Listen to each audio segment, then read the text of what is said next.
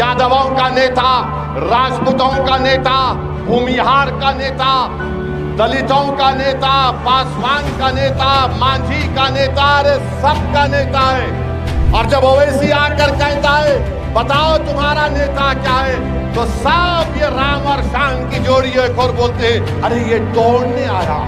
सीमांचल के हक को कोई दबा नहीं सकता, हम अपना हक लेकर रहेंगे। ओवैसी साहब, अब हम लोगों की उम्मीद है, हमको आप पर पूरा भरोसा है। ये लाइन देखिए ओवैसी के समर्थक हर मंच से कह रहे हैं, हर मैदान से कह रहे हैं। देखिए ओवैसी साहब सीमांचल न्याय यात्रा पर निकले हैं। जैसा कि आप जानते हैं अहम मुद्दा है बेरोजगारी, बाढ़, मुसलमानों का पिछड़ापन। और देखिए सीमांचल में हर साल गंगा कोसी की बाढ़ हजारों को बेघर करती है, इस बात को हर कोई जानता है। फसलें डूबती हैं और वाजिब सी बात है मुआवजा नहीं मिलता है बिहार में।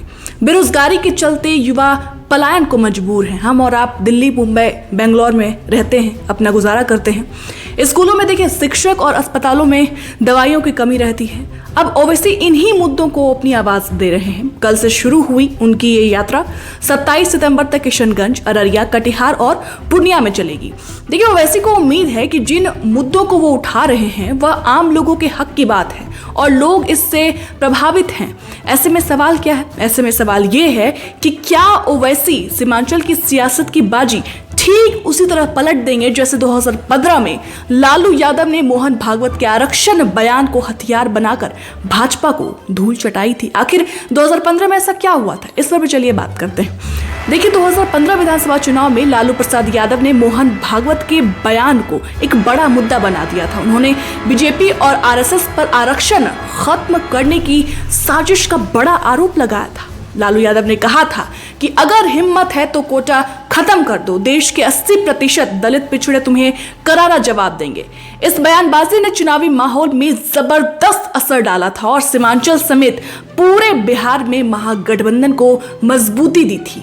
दरअसल सीमांचल किशनगंज, माने जो सीमांचल में किशनगंज, अररिया, कटिहार, पूर्णिया में मुस्लिम और पिछड़ी जातियों की बड़ी आबादी है। लालू यादव और नीतीश कुमार ने इस विवाद का पूरा लाभ उठाया था। 2015 के विधानसभा चुनाव में महागठबंधन ने यहां 24 में से 21 सीटें जीत ली थी। कांग्रेस ने किशनगंज की सभी सीटें जीती थी, जबकि आरजेडी, जेडीयू ने अररिया और कटिहार और साथ साथ पूर्णिया पर कब्जा जमाया था।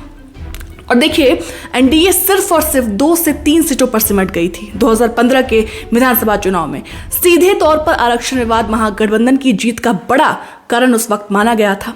अब ये माना जा रहा है कि ओवैसी भी कुछ वैसा ही माहौल सीमांचल में बनाने की पूरी कोशिश में है, क्योंकि 2020 का विधानसभा चुनाव आपको याद होगा। 2020 के विधानसभा चुनाव में AIMIM ने महागठबंधन का खेल बिगाड़ दिया था इन वक्त पर, जिससे बीजेपी को लाभ मिला था। कांग्रेस महज 5 सीटें ला पाई थी, जबकि आरजेडी और CPI यानी ML महज एक सीट पर सिमट गई थी।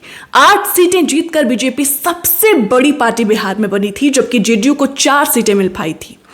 अब AIMIM ने यहां 5 सीटें जीतकर कमाल तो किया था 2020 विधानसभा चुनाव में, लेकिन बाद में इसके 4 विधायक जो थे वो आरजेडी में शामिल हो गए थे। खास बात यह है कि जिस तरह से आरजेडी और कांग्रेस ने ओवैसी के महागठबंधन में शामिल होने के ऑफर को ठुकरा दिया है, इससे ओवैसी मुद्दा बनाने से चूक नहीं रहे हैं। वहीं महागठबंधन में सीट बंटवारे की खींचतान और नीतीश कुमार का महागठबंधन में ना होना, अलग खेमे में होना ओवैसी के लिए एक बढ़िया मौका है। क्योंकि आप देख रहे हैं कि जब भी ओवैसी मंच पर जा रहे हैं, हर मंच से भाई ओवैसी ये कह रहे हैं कि हमने सिर्फ और सिर्फ 6 सीटें महागठबंधन से मांगी थी, लेकिन वो भी हमें नहीं मिली, उन्होंने साफ तौर से इनकार कर दिया। बहरहाल सवाल ये है कि क्या ओवैसी की न्याय यात्रा सीमांचल के चुनावी गणित को बदल पाएगी? 2015 में मुस्लिम और पिछड़ा वर्ग पूरी तरीके से महागठबंधन के साथ था, लेकिन अब राजनीतिक हालात बदल चुके हैं। महागठबंधन में अंदरूनी चुनौतियां हैं, सीएम बनने की चुनौतियां हैं तेजस्वी के पास, और भाजपा अपनी रणनीति मजबूत कर रही है। ऐसे में ओवैसी मुस्लिम वोटों को अलग कर चुनावी बाजी पलटने का प्रयास कर रहे हैं। क्या वो सफल हो पाएंगे या नहीं, ये भी बड़ा सवाल है। धन्यवाद।